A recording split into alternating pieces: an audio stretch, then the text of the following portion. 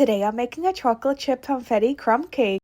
First I'm going to make the crumb topping, so in a bowl I have 1 stick of melted butter. Next I'm going to add a half a cup of sugar. Then I'm going to add 1½ cups of all-purpose flour.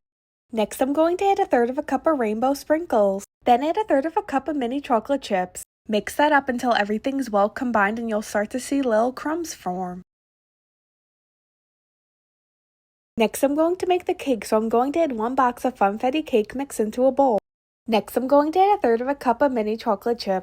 Then following the directions on the back of the box, I'm going to add eggs, oil, and water. Mix it up. Add the cake batter into a loaf pan. I'm going to place this in the oven at 350 for 10 minutes. After 10 minutes, I took the cake out of the oven and I'm going to sprinkle the crumbs on top and then place this back in the oven at 350 for another 30 minutes.